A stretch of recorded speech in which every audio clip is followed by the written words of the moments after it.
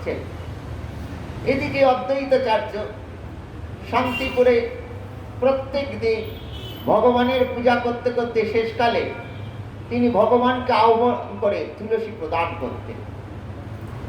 হরিদাস, নামাচার্য হরিদাস যখন শান্তিপুরে এলেন, অদ্বৈতাচার্য তাকে চিনতে পারলেন। চিনতে পেরে বলেন, আমার বাড়িতে থাকো, আমার বাড়িতে এই প্রসাদ পাবে, তোমার সঙ্গে ইষ্টগোষ্ঠী করে খুব আনন্দ হবে। হরিদাস বললেন, প্রসাদ পেতে পারি, তোমার কাছে এসে আমরা কিনা ইষ্টগোষ্ঠী করব, কিন্তু থাকবো না। বলে তাহলে ফোনে একটা কুটির করে থাকবো। তাই এইভাবে কয়েকদিন থাকার পর হরিদাসকে একদিন বলছেন অদ্বৈতাচার্য, হরিদাস তুমি তুলসী দাও, তোমার কথা ভগবান শুনবেন। এইভাবে তুলসী দিতে দিতে একদিন হলো কি, তুলসী গঙ্গার জলে পড়ে গেল। সেই গঙ্গার প্রবাহ তখন নবদ্বীপের দিকে যাচ্ছে। দুপুর বেলা তখন জগন্নাথ মিশ্রের পত্নী শচীদেবী গঙ্গায় স্নান করছিলেন। সেই তুলসী ভাসতে ভাসতে ভাসতে ভাসতে শচীদেবীর নাভিতে গিয়ে স্পর্শ করল। শচীদেবী গর্ভবতী হলেন। সেই ভগবান শচীদেবীর হৃদয়ে এসে আবির্ভূত হলেন। বলে হৃদয় বলছেন কেন না, শাস্ত্র বলছেন ভগবান কখনো গর্ভে আসেন না। গর্ভ হচ্ছে অপবিত্র জায়গা, গর্ভে তিনি আসবেন কেন? আর তিনি তো আর কর্মফল অনুযায়ী আসেন না। ওই যে শুনলেন, যখনই ধর্মের গ্লানি হয়, এই যে ভগবানের ভজন করছে না, গীতা কেউ শোনে না, ভাগবত কেউ জানে না, শোনে না, এসব ভগবানের কথা এসব কেউ বলে না, সেই সব পূজা প্রচার করার জন্য, সেই জন্য বলছে সেই আবির্ভূত হলেন। সেই আবির্ভূত হলেন আমাদের খুব ঘরের কাছে। কারণ আমাদের মনে হয়, অনেকেরই প্রশ্ন যে স্বয়ং ভগবান শ্রীকৃষ্ণচন্দ্র এলেন, আবার এত তাড়াতাড়ি কিনা মহাপ্রভু রূপে নেমে এলেন কেন? সেই বলছেন, সেই ভগবান ঠিক করলেন নিজে আচরণ করে দেখাবো।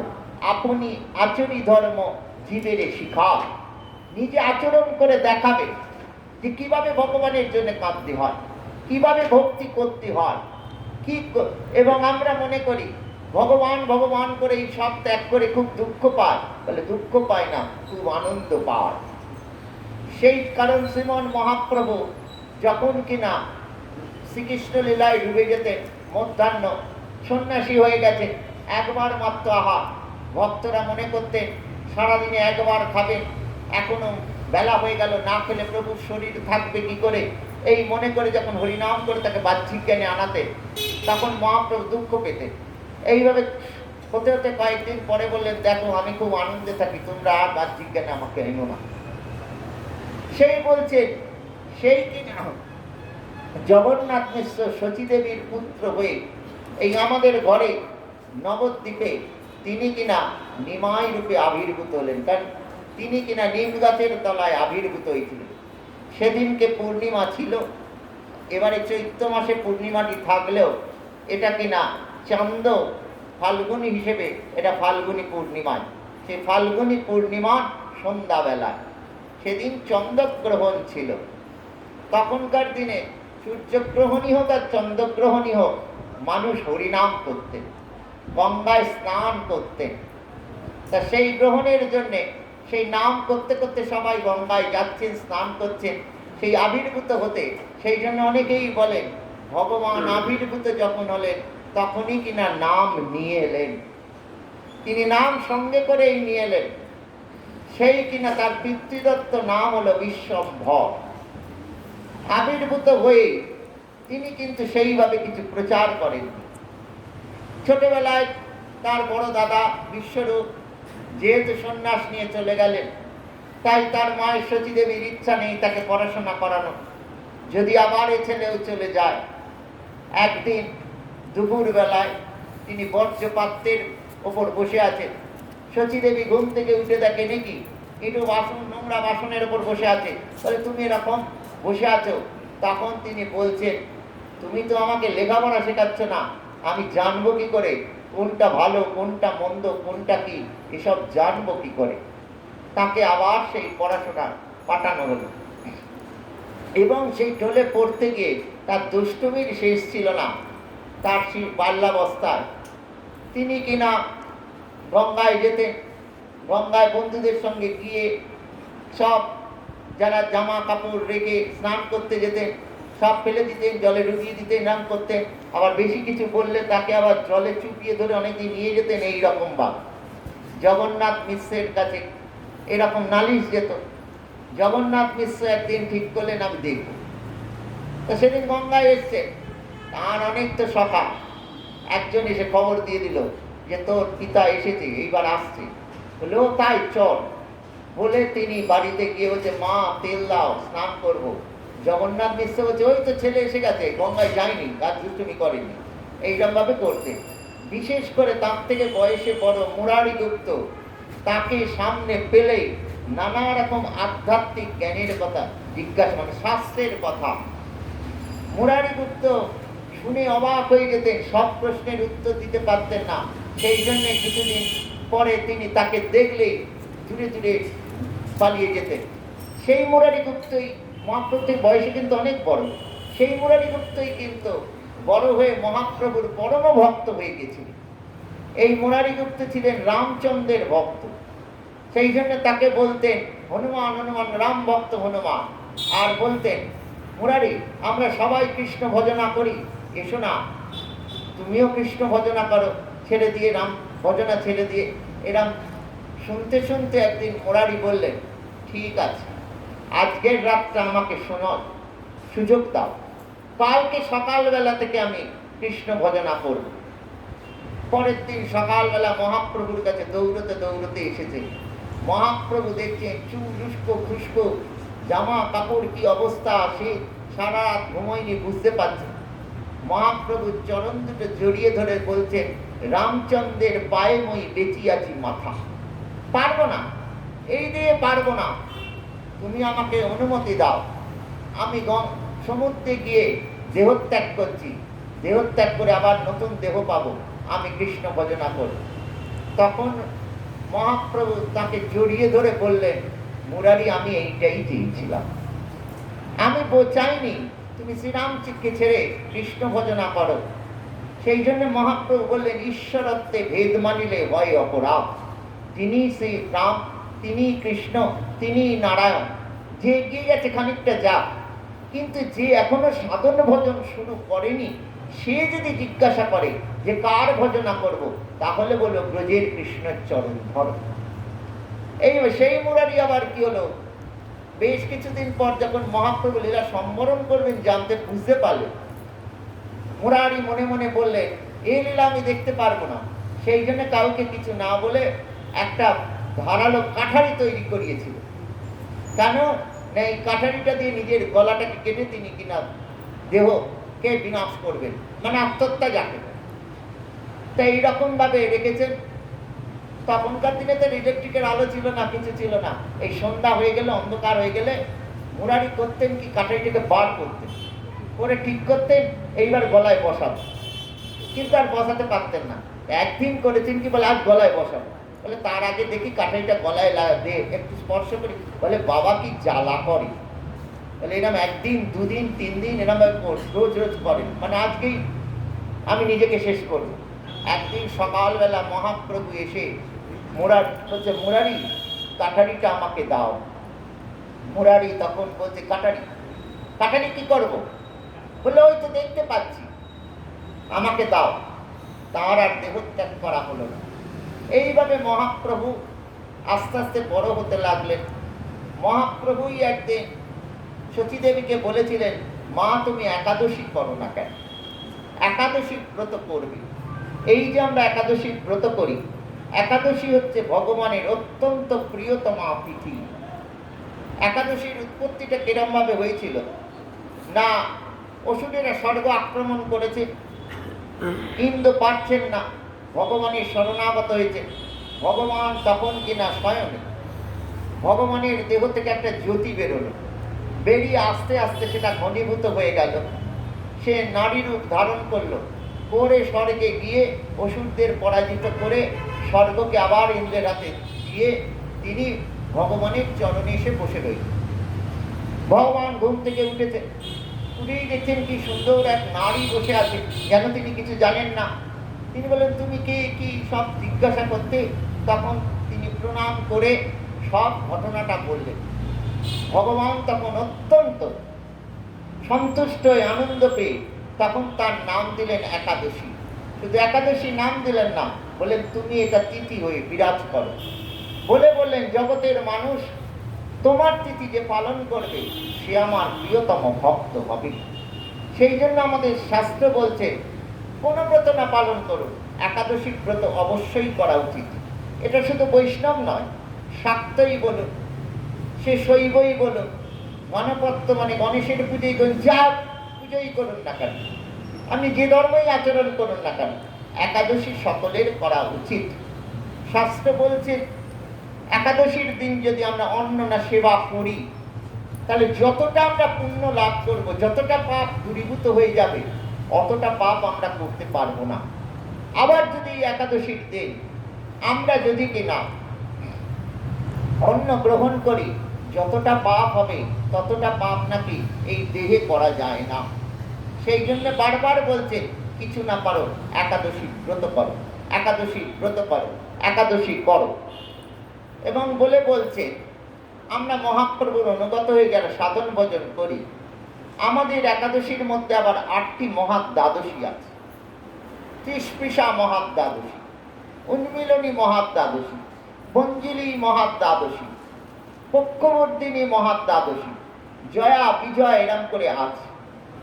এই দ্বাদশীগুলো কি? ধরুন পক্ষবর্ধিনী মহাদ্বাদশী। পক্ষবর্ধিনী মহাদ্বাদশী হচ্ছে যে দেখুন দুটো মাসে দুটো একাদশী হয়, একটা শুক্লপক্ষে একটা কৃষ্ণপক্ষে। তা বলছে পূর্ণিমার আগে একটা একাদশী, এটা শুক্লপক্ষের একাদশী, যেমন এই একাদশীটা শুক্লপক্ষের একাদশী। তা বলছে পূর্ণিমা তিথিটা যদি 24 ঘন্টার বেশি হয়ে যায় তাহলে তার আগে যে একাদশীটা পড়বে সেটা মহাদ্বাদশী হয়ে যায়। কি অমাবস্যাটা যদি 24 ঘন্টার বেশি হয়ে যায় তাহলে কিনা সেটা তার আগে যে একাদশীটা পড়বে সেটা মহাদ্বাদশী হয়ে যাবে। তৃষ্পিষা মহাদ্বাদশী মানে একাদশী, দ্বাদশী, ত্রয়োদশী তিনটে তিথি যদি একসঙ্গে পড়ে যায় তাকে বলে মহাদ্বাদশী। তা আমাদের শাস্ত্র বলছেন যে তুমি যদি সমর্থ হও শারীরিকভাবে তাহলে একাদশীর দিন উপবাস করবে, দ্বাদশীর দিন উপবাস করবে, তারপরের দিনে পারণ আছে, সেই পারণের সময় যে পালন করবে। বারবার বলছেন একাদশী ব্রত যেমন করা উচিত, তারপরের দিন পালন থাকে, সেই পালনের মধ্যে পালন করাটা উচিত, না হলে কিন্তু একাদশী ব্রতটা ব্যর্থ হয়ে যাবে। এইবার বলছেন আপনি যদি দুদিন উপবাস করতে অসমর্থ হন, একাদশীর দিন আপনি সাধারণত যা খাওয়া দাওয়া করেন করুন, তাতে কোনো আপত্তি নেই, কিন্তু দ্বাদশীর দিন অবশ্যই আপনাকে একাদশীর মতো পালন করতে হবে, তাহলে তা আপনার মহাদ্বাদশীটা পালন করা হবে। এগুলো আমাদের করা উচিত। তারপরে আর একটা কি হয়, স্মার্ত মতে পঞ্জিকাগুলো যে হয় তার সঙ্গে আমাদের অনেক সময় একাদশীগুলো পড়া হয়ে যায়। অনেকেই ব্যঙ্গ করে বলেন এটা সবসময় পড়া হয়ে একাদশী করে, ওই সবসময় করি না। সনাতন গোস্বামীর যে হরিভক্তি বিলাস আছে সেখানে বলছেন আমাদের একাদশীর তিথিটা শুরু হয় সাধারণত স্মার্ত মতে সূর্যোদয় থেকে দিন শুরু হয়। আর আমাদের বৈষ্ণব মতে মহাপ্রভুর অনুগত হয়ে যেটা আমরা যে করি সেটা অরুণোদয়। অরুণোদয় হচ্ছে সূর্যোদয় থেকে 1.5 ঘন্টা, ধরে নিন 96 মিনিট আগে। ধরুন অরুণোদয়ের সময় দশমী ছিল, একাদশী ছিল না, কিন্তু সূর্যোদয়ের সময় একাদশী আছে, যার জন্য স্মার্ত মতে হয়ে গেল, মানে সাধারণ মতে হয়ে গেল সেই দিন একাদশী, কিন্তু আমাদের একাদশী হলো না, কারণ অরুণোদয় যে দশমী, পূর্ব বিদ্যা নিষিদ্ধা, দশমী বিদ্যা একাদশী তো করা যাবে না, সেই জন্য সেদিন একাদশী হলো না, পরের দিন একাদশী হয়ে গেল। এটা সব সময় হয় না, মাঝে মধ্যে হয়, সেই জন্য আমাদের অনেক সময় একাদশীগুলো পড়া হয়ে যায় এইরকম ভাবে। তারপরে ধরুন জন্মাষ্টমী। জন্মাষ্টমী এরকম সাধারণ মতে রাত্রিরে অষ্টমী থাকলেই আমাদের জন্মাষ্টমী পালন করে, কিন্তু আমাদের মতে যে সূর্যোদয়ের সময় যদি অষ্টমী না থাকে তাহলে সেটা কিনা সপ্তমী বিদ্যা অষ্টমী বলে সেদিন পালন করা হবে না, তার পরের দিন পালন করা। এইভাবে আমাদের নিয়মগুলো হয়। সেই জন্য বলছে একাদশী করা উচিত। একাদশী করলে ভগবান এত সন্তুষ্ট হন যে আমাদের অনেক পাপ তাড়াতাড়ি দূরীভূত হয়ে যায়। একাদশী ব্রত করেই কিন্তু যশোদা দেবী কিনা শ্রীকৃষ্ণকে পুত্র রূপে পেয়েছিলেন, এইরকম ভাব। সেই জন্য মহাপ্রভু, তখন মহাপ্রভু নয়, তখন তো নিমাই, বিশ্বরূপ, বিশ্বম্বর, তিনি এইভাবে বলে যাচ্ছেন। এইভাবে তিনি আস্তে আস্তে বিদ্যা লাভ করতে শুরু করলেন, বিদ্যার গর্বে গর্বিত হয়ে উঠলেন। একদিক বিজয়ী পণ্ডিত, সরস্বতীর বড় পুত্র, তার জিহ্বায় মা সরস্বতী সবসময় অধিষ্ঠিত থাকে। তিনি এসেছেন নবদ্বীপে, তার আসার কথা শ্রবণ করেই তো সব পণ্ডিতগণ টোল বন্ধ করে দিয়ে বাড়িতে বসে আছে। তাদের সব ছাত্ররা নিমাইয়ের কাছে আসেন। নিমাই হাসতে হাসতে বলেন, কি গো তোমরা পড়তে যাওনি? বলে, আমরা পড়বো কি, গুরুদেবী এখন পড়াশোনা করছেন, গুরুদেবদের আর দেখা যাচ্ছে না, চতুর্দিকে বই খালি। এইরকম ভাবে তা নিমাইয়ের অল্প বয়স, তিনিও সব কেন ভূক্ষেপ করেন না। একদিন হয়েছে কি, নিমাই তার ছাত্রদের নিয়ে সন্ধ্যাবেলায়, সেদিন পূর্ণিমার চাঁদ উঠেছে, গঙ্গার তীরে বসে ছাত্রদের পড়াচ্ছেন। তখনকার দিনে এইরকম ভাবেই পড়াশোনা হতো। আর সেই দিগ্বিজয়ী পণ্ডিত ভ্রমণে বেরিয়েছেন, সান্ধ্য ভ্রমণ। বেরিয়েই দূর থেকে দেখছে নিমাই। তিনি আস্তে আস্তে নিমাইয়ের কাছে, নিমাই তো খুব আদর যত্ন করে বসালেন, সম্মান দিয়ে বসিয়ে কথা বলতে বলতে হাত জোর করে বলছেন, দেখুন কি সুন্দর রাত, কি সুন্দর চন্দ্র উঠেছে, দেখুন গঙ্গা কি সুন্দর দেখাচ্ছে, আপনি যদি কৃপা করে একটু বর্ণনা করেন আমরা একটু শুনি। বলা মাত্রই সেই পণ্ডিত একটা গড়গড় করে শত শ্লোক বলে গেল। শুনে গর্ব করে বলছেন, কি গো নিমাই, কেমন শুনলে? খুব ভালো শুনলাম, তবে কিছু দোষ আছে। তার সম্মানে লেগেছে, কি দোষ আছে, কোথায় দোষ আছে? সঙ্গে সঙ্গে আমার প্রভু দু তিনটি শ্লোক গড়গড় করে বলে গেল। শুনেই তিনি চমকে উঠলেন, একবার তো মাত্র বলেছি, কি তোমরা মনে রাখলো কি করে? তুমি মনে রাখলে কি করে? দেখুন, আপনি যেমন চিন্তা ভাবনা না করে ভুলে যেতে পারেন, সেই রকম ভগবানের কৃপায় আমি মনে রাখতে পারি একবার শুনলেই। বলে, কোথায় দোষ আছে? বলে, ও কিছু নয়, ও কিছু নয়, ও খুব ভালো হয়েছে, ও সামান্য দোষও হয়, ওরম একটু আধটু দোষ থাকে।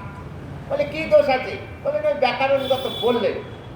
শুনেই তখন তার শিষ্যরা তো হই হই করে উঠেছে, পরাজিত হয়ে গেছে। তখন নিমাই বলতে, খবর দাও, কেউ কিচ্ছু বলবে না।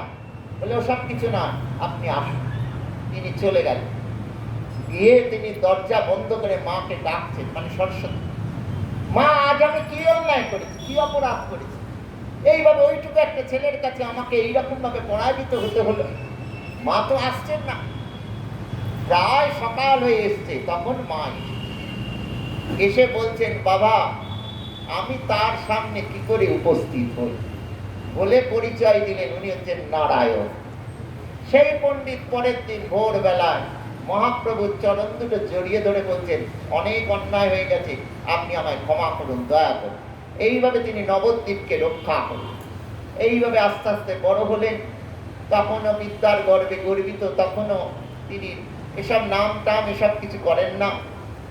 তাকে পূর্ববঙ্গে নিমন্ত্রণ করে নিয়ে যাওয়া হয়েছে, যে কিছু আমাদের যদি অধ্যাপক হিসেবে আমাদের কিছু বলেন। সেই গেছেন, সেইখানে তপন মিশ্র বলে এক ব্রাহ্মণ ছিলেন, তিনিও মহাপ্রভুর থেকে বয়সে অনেক বড়। তিনি পণ্ডিত ব্যক্তি দেখলেই, সাধু ব্যক্তি দেখলেই তাকে জিজ্ঞাসা করতেন, এই যে মানব দেহ পেয়েছি, কি আমাদের কি করা উচিত, কাকে ভজন করা উচিত, কি করা উচিত, কিভাবে করা উচিত, এসব নানা প্রশ্ন করতেন। কিন্তু সবাই উত্তর তার ঠিক মনোভূত হতো। যেদিন বিশ্বরূপ গেছেন, এই বিশ্বম্বর গেছেন, নিমাই গেছেন, সেই দিন রাত্রিতে তাকে স্বপ্ন দেখবেন, আর কে যেন তাকে বলছে, এই মহাপুরুষের কাছে যাও, তোমার সমস্ত প্রশ্নের উত্তর পেয়ে যাবে। ভোর হতে না হতেই তো এসেছেন। এসেই বলছে, এই তো আপনি সেই পুরুষ। বলেই তখন বলছেন যে, আপনি বলুন আমার কি করা উচিত, কি করা কর্তব্য। সেই মহাপ্রভু প্রথম তাকে দিলেন, হরে কৃষ্ণ কৃষ্ণ কৃষ্ণ হরে হরে, হরে রাম রাম রাম হরে হরে। এই নাম তুমি করো, এই নাম করতে করতে তুমি তোমার সমস্ত প্রশ্নের উত্তর পেয়ে যাবে। আর তোমাকে এখানে থাকতে হবে না, তুমি কাশীতে চলে যাও, পরবর্তীকালে তোমার সঙ্গে দেখা হবে। এই নাম কিন্তু বাংলা কথা নয়, এই হচ্ছে শুদ্ধ সংস্কৃত কথা। হরি শব্দের সম্বোধনে হয় হরি, সেখানে অনুস্বার বিসর্গ থাকে না। কৃষ্ণ শব্দের সম্বোধনেও থাকে কৃষ্ণ, সেখানেও অনুস্বার বিসর্গ থাকে না। রাম শব্দের সম্বোধনেও হয় রাম, সেখানেও অনুস্বার বিসর্গ থাকে না। সেই জন্য এটাকে মনে হয় কিনা বাংলার কথা, বাংলা নয়, শুদ্ধ সংস্কৃত কথা। হে হরি, হে কৃষ্ণ, হে রাম, ভগবানেরই নাম, সেই আমরা ডাকি তাকে। এটা মহাপ্রভু নিজেও তৈরি করে দেননি, এটা কলি সন্তরণ উপনিষদে আছে, আর ব্রহ্মাণ্ড পুরাণে আছে, দুটি জায়গায় আছে। এক জায়গায় আছে হরে কৃষ্ণ কৃষ্ণ কৃষ্ণ হরে হরে, হরে রাম রাম রাম হরে হরে। আরেকটি জায়গায় আছে হরে রাম রাম রাম হরে হরে, হরে কৃষ্ণ কৃষ্ণ কৃষ্ণ হরে হরে। এইভাবে আছে। এইবার আপনারা যদি প্রশ্ন করেন যে কোনটা আগে বলবো, হরে কৃষ্ণ কৃষ্ণ কৃষ্ণ হরে হরেটা আগে বলবো, না হরে রাম রাম রাম হরে হরেটা আগে বলবো, তার উত্তরে বলছেন বারবার যদি করা যায় তাহলে আগে পরে বলে আর কিছু থাকে না। এই নাম তপন মিশ্রকে প্রথম দিলেন। এটা হচ্ছে কলিযুগের যুগ ধর্ম, নাম সংকীর্তন। শাস্ত্র বলছে হরের নাম হরের নাম ঐব কেবলম, কলৌ নাস্তে বৌ গতির অন্যথা। কলিযুগে নাম বিনা গতি নাই, নাস্তে বৌ তিনবার বললেন। বলে কেন? দৃঢ়তা আনবার জন্য। যতই ভাগবত মুখস্থ, যতই কিনা আমার গীতা মুখস্থ, যতই আমার কিনা ব্রহ্মসূত্র জানা থাকো, যতই জ্ঞানী পণ্ডিত হই, মহাপ্রভুর অনুগত হয়ে যদি কিনা নিত্য গোকুলের সেই রাধাকৃষ্ণের চরণ পেতে চাই, তার সেবা যদি পেতে চাই, তাহলে এই নামকে কিন্তু ধরে রাখতেই হবে। এই নামের দ্বারাই কিন্তু প্রেম লাভ হবে, এই নামের দ্বারাই প্রেম নিয়ে রাধাকৃষ্ণের চরণে পৌঁছানো যাবে।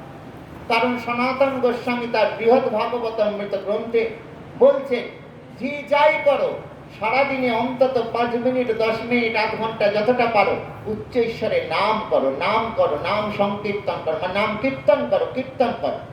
এইবার আপনারা যদি বলেন সুর নেই, তাল নেই, লয় নেই, কিভাবে বলবো? সুর তাল লয়ের দরকার নেই, উচ্চ ঈশ্বরে বলাটাই হচ্ছে কীর্তন। এই যে হরে কৃষ্ণ কৃষ্ণ কৃষ্ণ হরে হরে, হরে রাম রাম রাম হরে হরে, এই যে উচ্চ ঈশ্বরে বলে যাচ্ছি, এটাই কীর্তন। সেই জন্য বলছি এটা করা উচিত, করতে হবে। কারণ অনেকে মনে করেন ও প্রাথমিক স্তরে, ও এখন হয়ে গেছে, আবার কে ও যারা প্রাথমিক তারা করে সম্মান। নামকে আপনাকে ধরে রাখতেই হবে। আর আচার্যগণের জীবনীতে দেখা যাচ্ছে তারা বলছে যে আস্তে আস্তে যখন কিনা জরা আসবে, হচ্ছে দেহের ধর্ম, এ আসবেই আস্তে আস্তে তুমি অনেক কিছু ভুলে যেতে পারো, কিন্তু নামকে ভুলবে না তুমি। নাম দেখবে ঠিক তোমার সঙ্গে সঙ্গে থাকবে। সেই জন্য বলছে সেই নাম সেই তপন মিশ্রকে দিলেন। সেই তপন মিশ্রের সঙ্গে দেখা হয়েছিল কিনা সত্যি মহাপ্রভু যখন সে বৃন্দাবনে যাচ্ছিলেন কাশী হয়ে, ভোরবেলা গেছেন, গিয়ে তিনি গঙ্গায় স্নান করছেন। সেই সময় তপন মিশ্র স্নান করছেন। তপন মিশ্র মহাপ্রভুকে চিনতে পারেননি, মহাপ্রভু চিনতে পেরেছেন। এই স্নান করে উঠে এসে তপন মিশ্রকে বলছে, তুমি তপন মিশ্র না? তপন মিশ্রকে চিনতে পারছেন না, কারণ কোচকানো চুল দেখেছিলেন, কি সুন্দর সাজগোজ, আর এই সন্ন্যাসী রূপ দেখছেন, মাথায় চুল টুল নেই, এইরকম। তিনি গলার আওয়াজটা চেনা লাগছে, তাই ভালো করে তাকে বলছে, প্রভু আপনি এরকম কি করে হলো? বলে খুব আনন্দ হলো, প্রভু দর্শন দিয়েছে। তখন তাকে চন্দ্রশেখরের বাড়িতে নিয়ে যাবে, যেখানে তিনি মহাপ্রভু ছিলেন বৃন্দাবন যাবার পথে কাশীতে, চন্দ্রশেখরের বাড়িতে। সেই চন্দ্রশেখরের সঙ্গে তপন মিশ্রের খুব হৃদ্যতা হয়েছিল। চন্দ্রশেখর মহাপ্রভুকে দর্শন করে বললেন, আপনার কথা তো খুব বলে তপন মিশ্র, আজ আমার কি ভাগ্য আপনাকে দর্শন হলো। এনারা ভগবান বলে মনে করতেন। সেই বলছেন সেই প্রথম দিলে, সেই দিয়ে তিনি ফিরে এলেন। ফিরে আসার কিছুদিন পর এইরকম ভাবে তার বিবাহ হলো, দেহত্যাগ হলো লক্ষ্মী দেবীর, তারপর আবার বিষ্ণুপ্রিয়া দেবীর সঙ্গে বিবাহ হলো। এইরকম ভাবে তার পিতৃবিয়োগ হয়ে গেল। পিতৃবিয়োগ হয়ে যাওয়ার পর সকলে বলা বলি করতে লাগলো যে গয়ায় যাচ্ছে না, পিণ্ডদান করছে না। তখন সেই তিনি কিনা গয়ায় গেলেন, গিয়ে সেই বিষ্ণুপাদ পদ্ম দর্শন করে মাধবেন্দ্রপুরীর শিষ্য ছিল ঈশ্বরপুরী, তিনি লৌকিক জগৎকে দেখাবার জন্যে তিনি তারকে গুরুচরণ আশ্রয় করে অন্য নিমাই হয়ে ফিরে এলেন।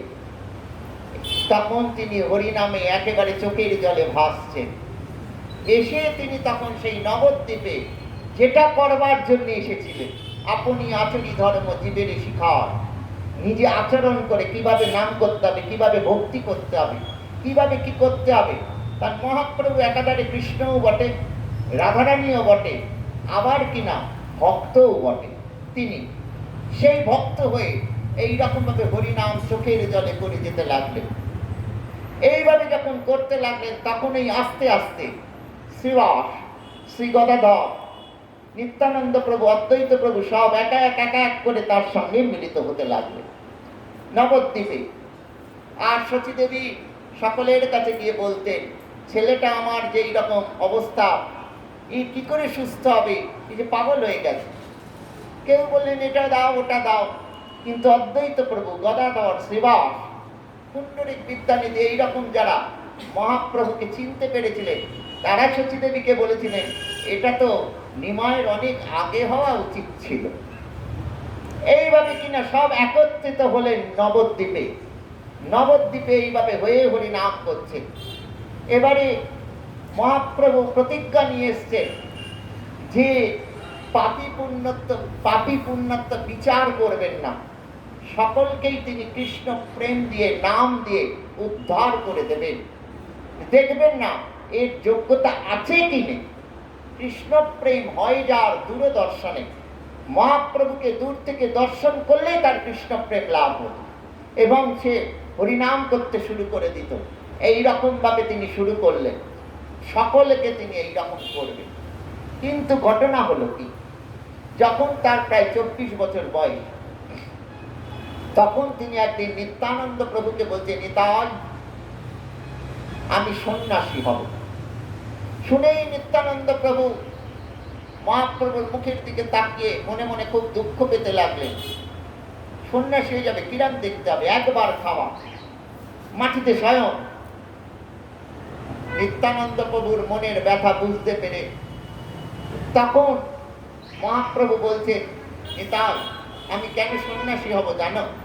আমি যে প্রতিজ্ঞা নিয়ে এসেছি, সকলকে আমি নাম দিয়ে কৃষ্ণ প্রেম দিয়ে উদ্ধার করে দেব। কিন্তু অনেকে তো নামের নিন্দা করছে, নাম করা তো দূরে থাক, নামের নিন্দা করছে, আমি তাদের উদ্ধার করব কি করে? তাই ঠিক করেছি সন্ন্যাসী হব। আমাদের শাস্ত্রে আছে সন্ন্যাসী হয়ে গেলে গৃহস্থ আর সন্ন্যাসী বিচার করবে না যে বয়সটা আমার থেকে বেশি না কম। গৃহস্থের উচিত তখন সন্ন্যাসীকে দর্শন করা মাত্র তাকে প্রণাম করা। তা আমি যখন সন্ন্যাসী এদের সামনে এসে দাঁড়াবো, এরা তখন আমাকে প্রণাম করবে আর আমি সেই ছলে এদের উদ্ধার করে দেবো। দেখুন ভগবান আমাদের কত উদার, আমাদের জন্য কত চিন্তা করে। এই অর্জুন জিজ্ঞাসা করেছিলেন না কৃষ্ণকে যে আমাদের উদ্ধার করার জন্য তোমার এত চিন্তা কেন, এত চেষ্টা কেন? তখন ভগবান বলেছেন, মমই বাংশ জীবলোকে জীবভূত সনাতন, তুমি যে আমার অংশ, আজ নয় সনাতন, অত্যন্ত প্রাচীন কাল থেকে, সুতরাং তোমাকে ছেড়ে যাই কি করে? এইরকম ভাবে অন্যত্র বলছে অমৃতস্য পুত্রহা, আমরা সবাই হচ্ছে অমৃতের পুত্র। আর সনাতন গোস্বামী মহাপ্রভুকে জিজ্ঞাসা করেছেন আমাদের পরিচয়টা কি? জীবের স্বরূপ হয় নিত্য কৃষ্ণ দাস, আমাদের স্বরূপটা কি ভগবানের দাস। মহাপ্রভু রথাকে কীর্তন নৃত্য করতে করতে যাচ্ছেন প্রথম বছর। শ্রী জগন্নাথের তো খুব আনন্দ হচ্ছে, তাই শ্রী জগন্নাথ জিজ্ঞাসা করছেন, এখন তোমাকে তো কোনোদিন দেখিনি, তোমার পরিচয়টা কি? তখন মহাপ্রভু যে না হম বিপ্রৌন্নত নরপতি না পিবৈশ্য গুণসূত্র না হম বর্ণীনত গৃহপতি না বনস্থ জ্যোতির্বাপ কিন্তু প্রত্যন নিখিল পরমানন্দ পূর্ণামৃতাব্দে গোপী ভর্তু পদকমলয় দাস দাসান দাস। বলছে আমি ব্রাহ্মণ নই, আমি ক্ষত্রিয় নই, আমি বৈশ্য নই, আমি শূদ্র নই, আমি ব্রহ্মচারী নই, আমি গৃহস্থ নই, আমি সন্ন্যাসী নই, আমি বানপ্রস্থী নই, আমি হচ্ছি তোমার দাসের দাসের অনুদাস। এইটা হচ্ছে আমার পরিচয়। তাই কবি বলছে, সকল গর্ব দূর করি দিব, তোমার গর্ব ছাড়িব না। সবারে ডাকিয়া কহিব, যে দিন পাবো তব পদ রেণুকণা। তব আহ্বান আসিবে যখন, সে কথা কেমনে করিব গোপন। সকল বাক্যে সকল কর্মে প্রকাশিবে তব আরাধনা। যত মান আমি পেয়েছি যে কাজে, সেদিন সকলই যাবে দূরে। শুধু তব মান দেহ মনে মোর বাজিয়া উঠিবে এক সুরে। পথের প্রতীক সেও দেখে যাবে, তোমার বারতা মোর মুখ ভাবে। ভব সংসার বাতায়ন তলে বসে যাব যাব আনমনা। সকল গর্ব দূর করে দিব, তোমার গর্ব ছাড়িব না। বলে সব গর্ব দূরে যা, একটা গর্ব থাকো, তুমি প্রভু আমি দাস। তখন ঠাকুর রামকৃষ্ণকে বলছেন, এটাও তো গর্ব। বলে ওরে, এটা দেহের গর্ব না, এটা আত্মার গর্ব। এটা থাকলে ঊর্ধ্বে ওঠা যায়। বুঝতে পেরেছিস? এই জন্য বলছেন আমরা যে তার দাস, আমাদের যে এটা গ্রহণ করা উচিত। সেই জন্য বলছেন যে এই রকম ভাবে মহাপ্রভু তাই বলছেন, আমি যে সকলকে উদ্ধার করব বলেছি, এরা যে উদ্ধার হচ্ছে না কেন? যে আমরা তার যে সন্তান, আমরা যে তার দাস, তাই তার এত চেষ্টা। সেই মহাপ্রভু কাটোয়ায় চলে গেলেন, কেশব ভারতীর কাছে তিনি সন্ন্যাসী হলেন। কেশব ভারতীর কাছে সন্ন্যাসী হওয়ার পর কেশব ভারতী তখন বলছেন, তোমার কি নাম দি বলো তো। বলতে বলতে তখন বললেন, তুমি সর্বদা কৃষ্ণ নাম করো, তোমার নাম ও কৃষ্ণ। বলে বলে শুধু কৃষ্ণ নয়, শ্রীকৃষ্ণ।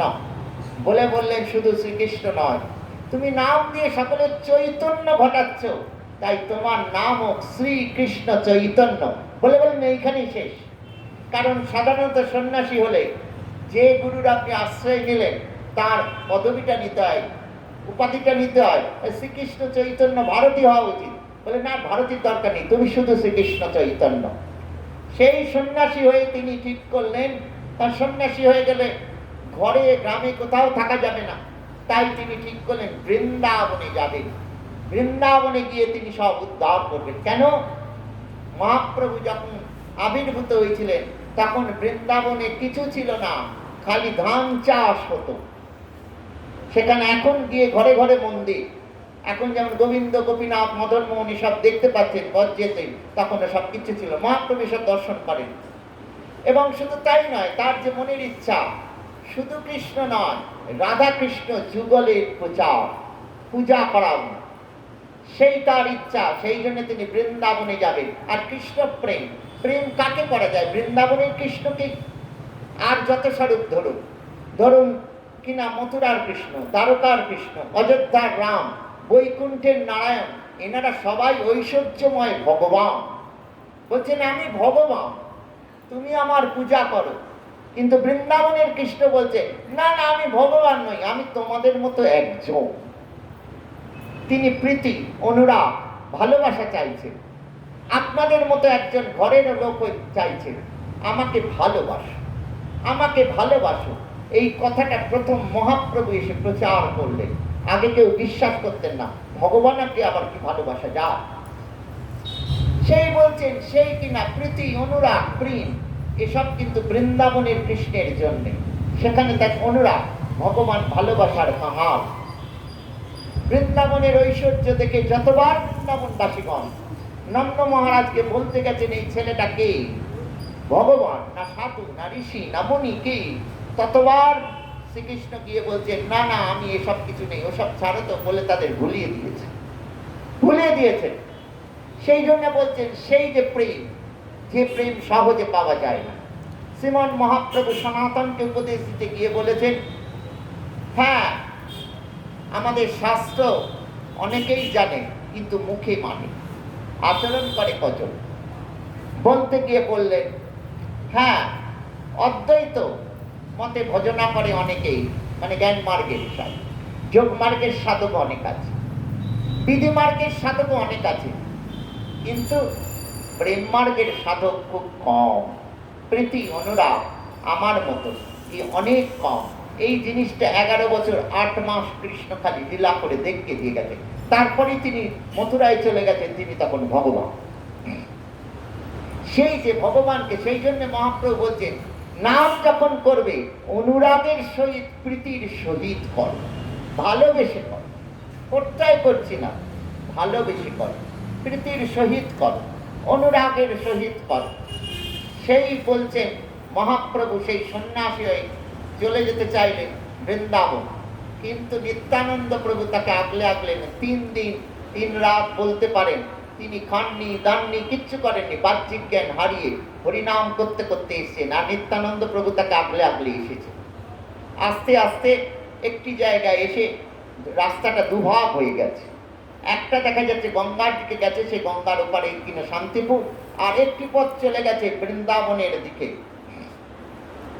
তখন নিত্যানন্দ প্রভু মনে মনে ভাবছেন, প্রভু আজ সেই যে সন্ন্যাসী হয়ে এই যে তিনি বহির্বাস অন্তর্বাস গ্রহণ করেছেন, সেইটি পড়ে আছে, স্নান খাওয়া কিছুই নেই। যার জন্য আমাদের আচার্যগণ বলেন মহাপ্রভু ভগবান বলেই আজ 3 দিন ধরে খাওয়া দাওয়া নয়। এমনি সাধারণ জীবের অনেক কিছু প্রয়োজন, সেসব তিনি কিছুই গ্রহণ করেননি। এই ভগবানের পক্ষেই সম্ভব। তাহলে এনাকে কিছু সেবা করাতে হবে, কি করানো যায়। যেখানটি রাস্তা ভাগ হয়ে গেছে, নিত্যানন্দ প্রভু হঠাৎ দেখছেন কয়েকটি অল্প বয়সের ছেলে, তারা রাখাল বালক, তারা গরু চড়াচ্ছে, শুধু নয় তাদের হাতে আবার বাঁশিও রয়েছে, আর বেশ সেখানটা বনের ভেতর মতো। তখন নিত্যানন্দ প্রভু মনে মনে ভাবছেন নিশ্চয়ই প্রভু এসে এখানে মনে করে বৃন্দাবন কাছে এসে গেছে, আর এদের নিশ্চয়ই জিজ্ঞাসা করে বৃন্দাবনটা কোন দিকে। এদের হাতে বাঁশি দেখছে, গরু চড়াচ্ছে দেখছে, ভাববে এরা রাখাল বালক। তাই গিয়ে নিত্যানন্দ প্রভু তাদের শিখিয়ে দিলেন যে শোন, ওই যে সন্ন্যাসী নাম করতে করতে আসছে, উনি যদি এসে তোদের জিজ্ঞাসা করে যে বৃন্দাবন কোন পথ, এই গঙ্গার দিকটা দেখিয়ে দিন, বুঝেছিস? বলে তিনি আস্তে আস্তে সরে গেছেন। মহাপ্রভু তো বাহ্যিক জ্ঞান নেই, তিনি এখানে সত্যি সত্যি নাম করতে করতে এসে ওরম গরু চড়ছে, ওদের হাতে বাঁশি, ওরম বোন হয়ে আছে, ভাববেন বৃন্দাবন কাছে এসে গেছি। আর ওদের দেখতে পেয়ে মনে করলেন এরা বৃন্দাবনের লোক, তাই ওইটুকু ছেলে হলে কি হবে, ওদের জড়িয়ে ধরে হরিনাম করতে শুরু করলেন। আর নিত্যানন্দ প্রভু অবাক হয়ে দেখছেন ওইটুকু ছেলে, ওরাও হরিনাম করছে, চোখের জল ফেলছে, ওদেরও প্রেম লাভ হয়ে গেছে। এইরকম বেশ কিছুক্ষণ করার পর মহাপ্রভু বাহ্যিক জ্ঞানে এসে বলছেন, আচ্ছা বৃন্দাবনটা কোন পথে? তখন ওরা গঙ্গার দিকটা দেখিয়ে দিলেন। ওদিকে নিত্যানন্দ প্রভু শান্তিপুরে খবর পাঠিয়ে দিয়েছেন যে মহাপ্রভু আসছে, তুমি তাড়াতাড়ি কিনা অন্তত একটি অন্তর্বাস বহির্বাস নিয়ে এখানে এপারে চলে এসে। এইরকম ভাবে খবর পাঠিয়ে দিলেন। মহাপ্রভু গঙ্গাকে তো যমুনা মনে করে প্রণাম করে যখন রূপ দিতে যাচ্ছেন, সেই সময় কিনা অদ্বৈত প্রভু নৌকায় করে এসে হাজির। অদ্বৈত প্রভু এসে যখন প্রণাম করছেন, কারণ এখন তো তিনি সন্ন্যাসী হয়ে গেছেন, সে আগে প্রণাম করলে অদ্বৈত প্রভু খুব নিজেকে তটস্থ মনে করতেন, কারণ তিনি মহাপ্রভুকে ভগবান মনে করতেন। তাই বলতেন তুমি আমাকে প্রণাম করো কেন? 1 বছর সেবা সঙ্গনে মহাপ্রভু সারারাত্রি কীর্তন নৃত্য করতেন।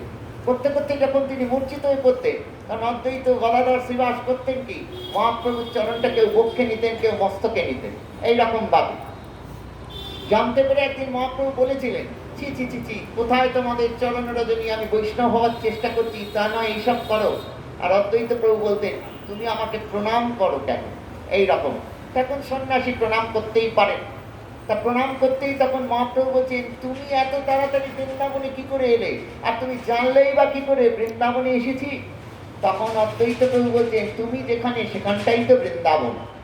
বলে চলো। নৌকায় উঠতে বলতে মহাপ্রভু মনে করলেন ওপারটা বোধহয় বৃন্দাবন, নৌকায় উঠে পড়েছে। খানিকটা যেতেই মহাপ্রভু বলছেন এত চেনা চেনা লাগছে না। অদ্বৈত প্রভু, সে কি প্রভু চিনতে পারছেন না, এ তুমি শান্তিপুর, আমার বাড়ি। এইবার মহাপ্রভু পুরো বাহ্যিক জ্ঞান এসে গেছে, তার কটফট দৃষ্টিতে নিত্যানন্দ প্রভুর দিকে তাকাচ্ছে আর বলতে যাচ্ছে তুমি আমায় কোথায় নিয়ে এলে? নিত্যানন্দ প্রভু তখন বলছে চুপ করো, তুমি বাহ্যিক জ্ঞান নেই, তোমার নয় যে আমার তো আছে, মানে ঘুরিয়ে বলছেন আমার খাওয়া নেই দামা নেই, আমার কি কষ্ট হচ্ছে, তুমি আগে চলো। আর কিছু বলতে পারলেন না। এইভাবে তিনি শান্তিপুরে এলেন। শান্তিপুরে মানুষ তো জানতে পেরেছে, তাই দলে দলে লোক এসছেন প্রভুকে দর্শনের জন্য। প্রভু দৌড়তে দৌড়তে যাচ্ছেন দর্শন দেওয়ার জন্য। নিত্যানন্দ বলছে খবরদার, তুমি আগে স্নান করো, ওই যে তুমি কৌপিন আর ওই যে তুমি বই পাপ গ্রহণ করেছো ওসব বদল করো, স্নান করো, আগে সেবা করো, তারপর সব কিছু। এইরকম ভাবে তার নিত্যানন্দ প্রভুর তত্ত্বটা কিরকম, তিনি রামচন্দ্র লীলায় লক্ষণ ছিলেন, আর লক্ষণ যা করতে যেতেন রামচন্দ্র বাধা দিতেন। হলো কি ঘটনা, যখন কিনা ঘোষণা করা হলো, ঘোষণা ঠিক নয়, যখন কিনা কইকেয়ী বললেন যে রামচন্দ্রকে 14 বছরের জন্য বনবাস পাঠাও আর ভরতকে সিংহাসনে বসাও, দশরথ তো কোনো কথা বললেন না, সেইটাই ঠিক মনে হলো। তখন লক্ষণ রেগে গিয়ে কোষ থেকে তরবারি বার করে বলছে, আজকেই আমি নারী জাতিটাকে শেষ করে দেবো। রামচন্দ্র সেটা প্রথমে শুনতে পাননি। তা রামচন্দ্র বলছেন, কি ব্যাপার, তুমি তরবারি বার করেছো কেন ঘরের মধ্যে? তখন বলছে, বলে আগে তুমি তরবারি প্রবেশ করো। তখন লক্ষণজি মনে মনে বলেছিলেন, আমি ছোট বলে প্রভু আমার কথায় বাধা দেয়, এবার আমি বড় হয়ে আসবো। কারণ শাস্ত্রে বলছে ভক্ত কখনো বড় হতে চায় না, কিন্তু ভক্ত বড় হয়ে এলো কেন, তাই বলছে। তারপর যখন কিনা বনবাসে যাচ্ছে, রামচন্দ্র সীতা দেবী আগে আগে যাচ্ছেন আর লক্ষণ কিছুটা দূরে মাথা নিচু করে যাচ্ছেন, খুব ব্যথা, খুব কষ্ট। লক্ষণজি তখন মনে মনে বলছেন, আমি যদি আর ছোট বড় হতাম তাহলে আমিই তো বনবাসে যেতাম, তাহলে আমার প্রভুকে তো যেতে হতো না, তাহলে আমি এবার বড় হয়ে আসবো। সেই জন্যে ভগবান তার মনোবাঞ্ছা পূর্ণ করার জন্যে ওই কৃষ্ণ লীলায় তাকে আগে পাঠালেন বলরাম রূপে, আর মহাপ্রভু লীলায়ও আগে কিনা ওই রকম হয়ে পাঠালেন নিত্যানন্দ প্রভু রূপে। সেই জন্য বলছেন তুমি আগে করো। গীতার কথা তিনি বাদ দিতে পারলেন না। এইভাবে চললে এবার শচী দেবী এসে গেলেন। সব শচী দেবী এসে যখন অদ্বৈত প্রভুকে বললেন, আমি যদি রান্না করে দিই খাবে কি? তখন মহাপ্রভু রাজি হলেন। মহাপ্রভুকে দেখে তো কিনা শচী দেবী হাউ হাউ করে কাঁদছেন। তখন নাকি শচী দেবীকে মহাপ্রভু কিছু রূপ বিশ্বরূপে একরকম বলতে হয় দেখিয়েছিলেন। কারণ শচী দেবীকে বলছেন, মা তুমি কাঁদছো, আমরা কাদের জন্য এসেছি আমাদের কথা ভাবলে হবে? আমরা যাদের জন্য এসেছি তাদের কথা তো ভাবতে হবে, আমাদের কথা ভাবছো? তখন শচী দেবী আস্তে আস্তে শান্ত হয়ে গেল। এইভাবে 10-12 দিনের মতো ছিলেন অদ্বৈত প্রভুর বাড়িতে। ছিলেন বলতে তিনি থাকতে চাননি, তিনি খালি বলছেন সন্ন্যাসীর পক্ষে গিয়ে থাকা ভালো নয়, আমি আসি। আর ভক্তরা বলতে একটা দিন। তাহলে কেন? ভক্তরা আলোচনা করতেন প্রভু যে বৃন্দাবনে যাবেন, বৃন্দাবন তো অনেক দূরের পথ, কারণ তখনকার দিন হেঁটে হেঁটে যাওয়া আসা করতে হতো, কাছাকাছি যদি থাকতো তাহলে ভালো হতো। এইভাবে আলোচনা করতে করতেই শ্রীক্ষেত্রের কথা মনে পড়ে গেল। সেই শচী দেবীকে দিয়ে বলালেন যে প্রভু যদি শ্রীক্ষেত্রে থাকেন, সেই প্রভু শ্রীক্ষেত্রেই চলে গেল। শ্রীক্ষেত্রে যখন যাচ্ছিলেন তখন ওই হরিদাস মহাপ্রভুর চরণ দুটো জড়িয়ে ধরে বলেছেন, প্রভু আর তোমাকে দর্শন হবে না। বলে কেন? আমার এতখানি বয়স হয়েছে, আমি কি আর যেতে পারবো? কারণ হেঁটে হেঁটে যাওয়া আসা।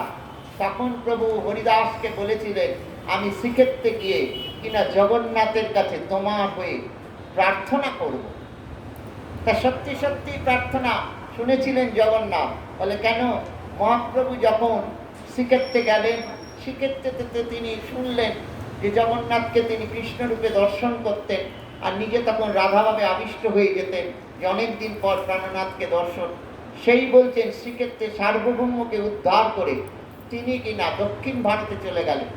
দক্ষিণ ভারতে যখন যাচ্ছেন, সেইখানে গোদাবরীর তীরে রামানন্দ রায়, যিনি পরম বৈষ্ণব, সার্বভৌম ভট্টাচার্য মহাপ্রভুকে বলেছিলেন, তুমি যে সব কথা বলো এ তো সার্বভৌম, সে তো এসব কথা রামানন্দ বলে, আমরা তো তাকে বৈষ্ণব বলে তা ব্যঙ্গ বিদ্রুপ করি।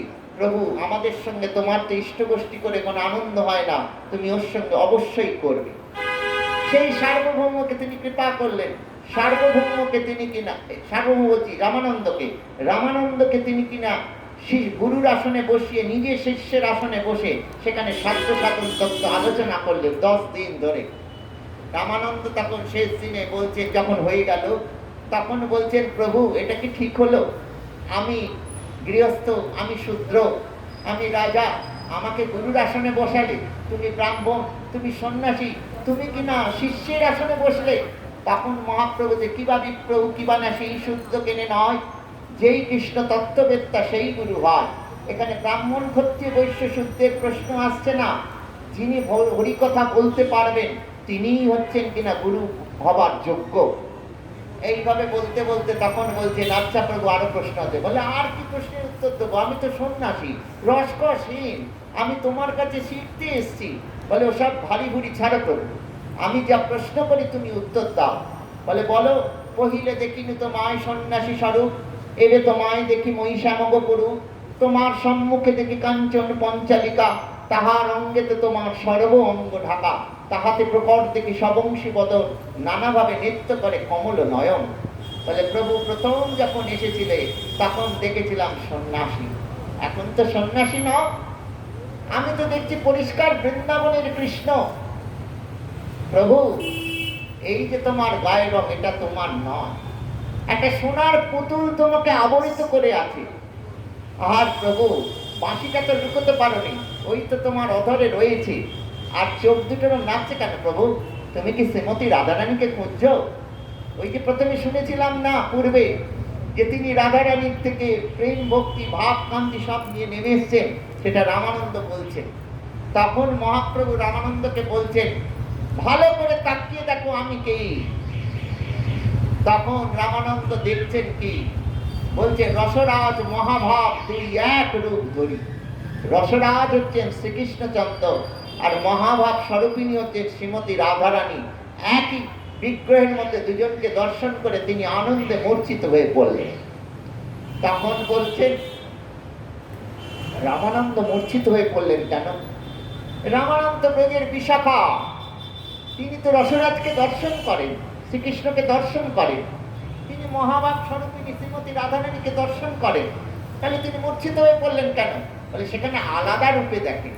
রসরাজ আলাদা বিগ্রহ, আর মহাভাব আলাদা বিগ্রহ, অর্থাৎ শ্রীমতী রাধারানী এবং শ্রীকৃষ্ণ দুজনে আলাদা বিগ্রহ।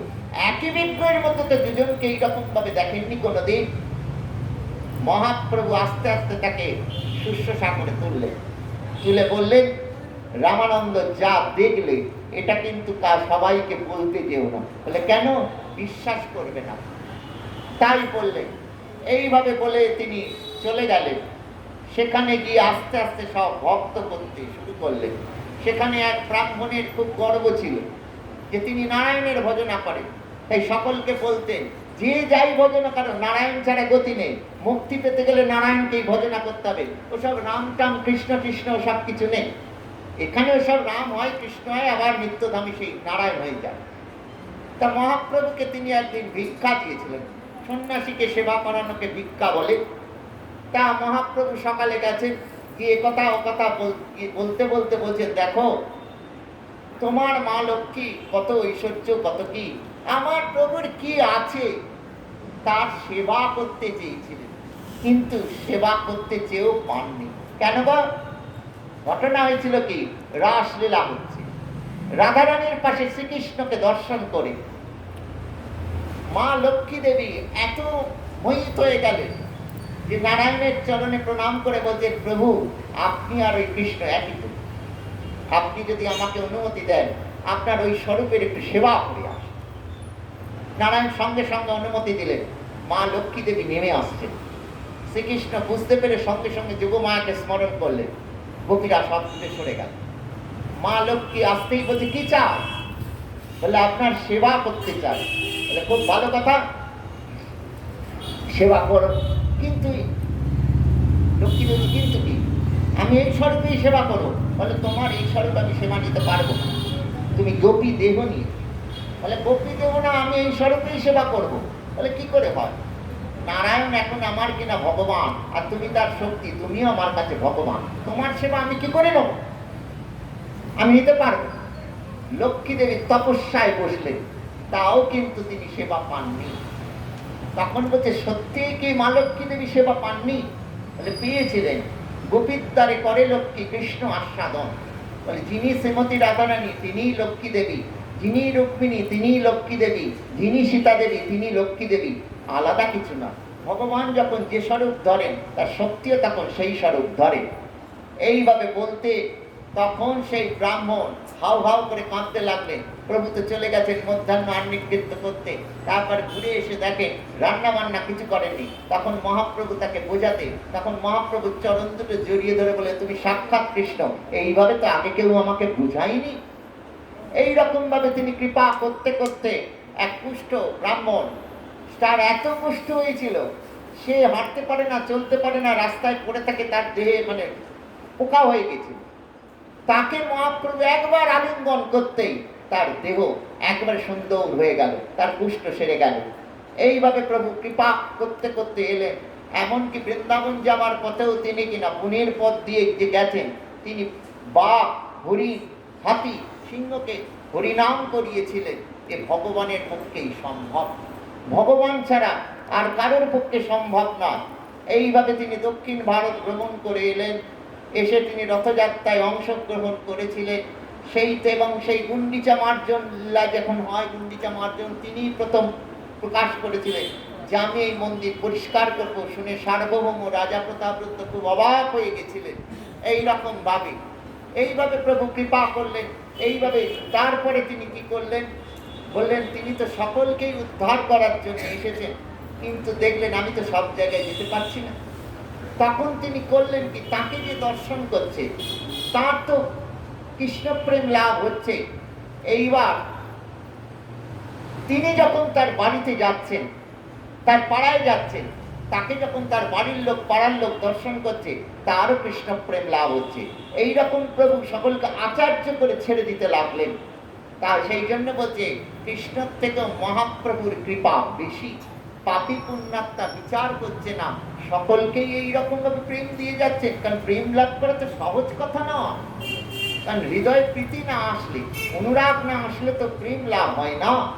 সেই জন্য বলছি এটা তো সহজ কথা নয়। এইভাবে প্রভু কৃপা করে যেতে লাগলেন। রূপ সনাতন তারই দেওয়া নাম।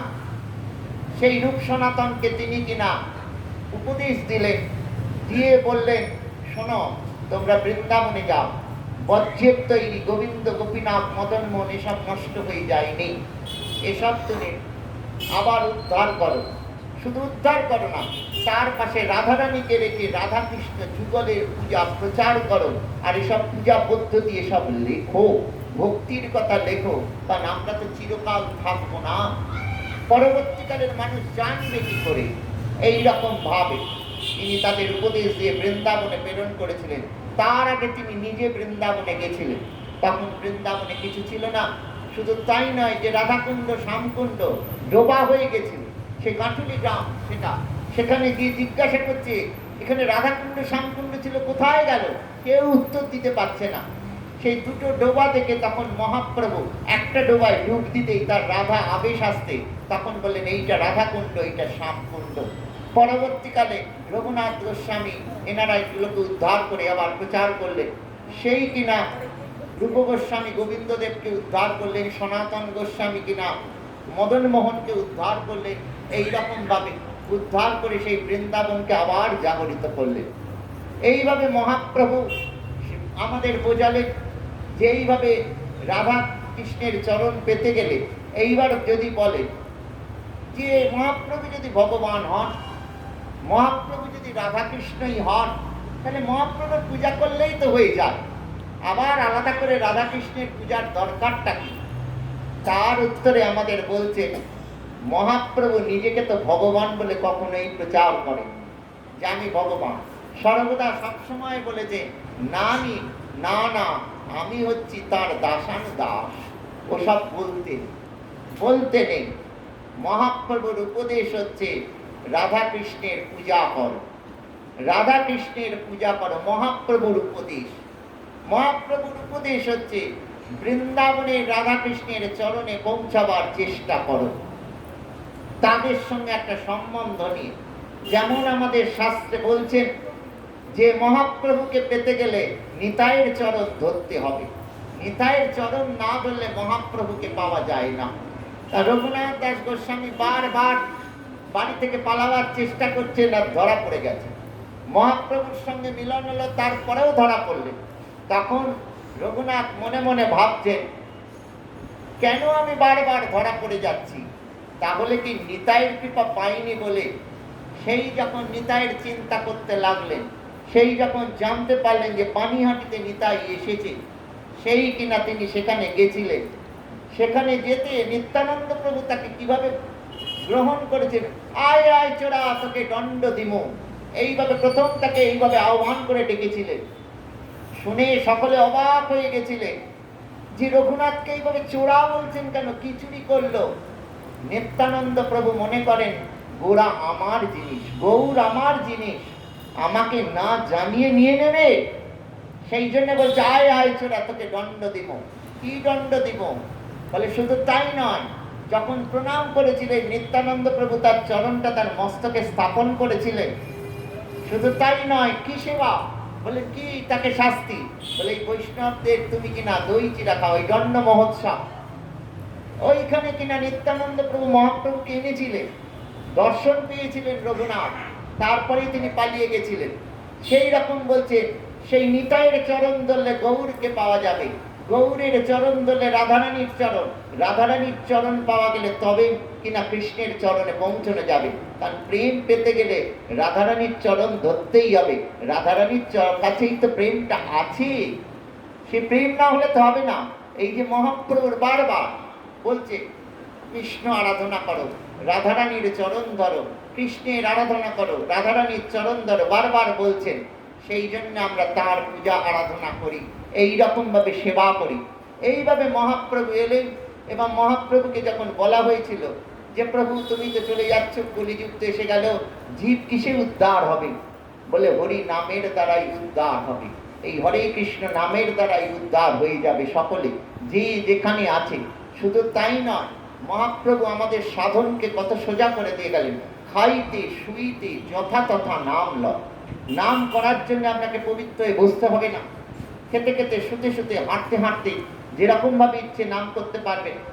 একদিন ভোরবেলায় তার সব পার্শ্বদগণ জীব কামড়ে সব শৌচে যাচ্ছেন, তার পাশে উড়িয়া এক বালক বসে আছে, তার নাম গোপাল, 10-12 বছর বয়স। সে মহাপ্রভুকে বারবার প্রশ্ন করছে যে প্রভু এরা এরা জীব কামড়ে যাচ্ছে কেন? প্রভু বলছেন পবিত্র অপবিত্র জায়গায় যাচ্ছে, পবিত্র হরিনাম এদের জিহ্বায় উচ্চারিত হবে, চেষ্টা না করলেও সেই জন্য জীব কামড়ে যাচ্ছে। এইভাবে শুনতে শুনতে তখন সেই গোপাল বললেন প্রভু যদি ওই সময় মৃত্যু হয় তাহলে তো নাম করা হলো না। তখন মহাপ্রভু বললেন জিহ্বা ছেড়ে দাও, নাম হচ্ছে হতে দাও। সেই থেকে তার নাম হলো গুরু গোপাল। এই রকম ভাবে সেই জন্য বলছে ওরে মন দিগিরে তোমায় পাইয়া মনুষ্য জন্ম না চিন্তিলে কৃষ্ণ কর্ম বৃথা জন্ম গেলরে খেলায়। কতক সুকৃতি ফলে মানুষ উত্তম কুলে তাহাতে ভারতবর্ষে জন্ম, ধন্য কলি যুগ যাতে শ্রীকৃষ্ণ চৈতন্য যাতে নাম মাত্র করিল প্রকাশ। পায়ে ধরি ছাড়ো ভ্রম কিছু নাহি পরিশ্রম, কৃষ্ণ কৃষ্ণ কহ অবিরাম। কহ লক্ষ কথান তাহে না আলিশ জ্ঞান, কৃষ্ণ নাম ভার মাত্র সার। আমরা বলি কলির যুগে জন্মগ্রহণ করছি, কি আমাদের ভাগ্য খারাপ? বলে না, একটা স্বীকৃতি আছে, সেই কলিযুগে জন্মগ্রহণ করেছি, যে কলিযুগে কিনা রাধা কৃষ্ণ মিলিত তনু শ্রীমন মহাপ্রভু আবির্ভূত হয়ে আমাদের সাধনকে কত সোজা করে দিয়ে গেছে। খালি নাম করতে পারলেই হলো, কিছু চাই না, শুধু নাম করো। বলে কত কথা বলে যাচ্ছ, আর একবার হরি কৃষ্ণ রাম বলতেই যত কষ্ট হচ্ছে। ওরে মন বলে রে গোবিন্দ নাম, আজি কালি করি কি আর ভাবিছ কবে তোর বুঝিবে কাম। কালি যে করিবে তুমি যে বলিছ আজি তা করো না ভাই, আজি যে করিবে তা করো এখনই কি জানি কখন যায়। সেদিন যুগে এই আচার বিচার এখন সেসব রাখো, বদন ভরিয়া গৌর হরি বলে যুগের ধরম বল। রসনা বদন বসের ভিতর কেবল বলিলে হয়, আলিশ করিয়া নরকে যাইবে কার বা অপচয়। বলে কাল বলবো, পরশু বলবো, একটু পরে বলবো। বলে প্রাণটা যে একটু পরে থাকবে কেউ স্থিরতা আছে? কখন প্রাণটা চলে যায়? আর সত্য যুগের বলছো ধ্যান, মনই ঠিক নেই, আবার ধ্যান করবে, যোগ্য পবিত্র বস্তু পাওয়া যায় না। সেই জন্য সব ছাড়ো, নাম করো, নাম করো, নামের দ্বারাই উদ্ধার হয়ে যাবে। ইচ্ছে করলেই হয়, ভগবান এতটা কৃপা করেছেন। সেই মহাপ্রভু আবির্ভাব দিবস এই দুদিন পরেই তিনি কৃপা করে 537-38 বছর আগে নেমে এসেছিলেন। নেমে সেই বাংলার বুকে, মানে আমাদের এইখানে কাছের মানুষ, খুবই আপনজন, তিনি আমাদের এইভাবে কৃপা করে গেছেন। সেই নাম যদি আমরা না করি, তাকে যদি না চিন্তা করি, তাহলে কি করে হয়? তাই নিত্যানন্দ প্রভু দরজায় গিয়ে গিয়ে কোরআনেরে বলতেন নাড়তেন যখন, তখন গৃহস্থরা ভাবতেন সন্ন্যাসী ভিক্ষা করতে এসেছেন। বলে আমরা ওসব ভিক্ষা চাইনি, একটু গৌর বললাম, হরি বল না, এইভাবে বলতেন। সেই জন্য বলছেন অন্তে তু স্মৃতিহি পরম লাভ। এখন থেকে সেই জন্য আমাদের চেষ্টা করা উচিত মৃত্যুর সময় যাতে আমরা হরিনাম করতে করতে যেতে পারি। তাহলে কি হবে, আর ফিরে আসতে হবে না। সেই কৃপা প্রার্থনা করে, সেই ভক্তি প্রার্থনা করে, সেই হরিনাম করে তাদের চরণে প্রণাম জানি, আপনাদের সকলের চরণে প্রণাম জানি। আজ এখানে বিশ্রাম।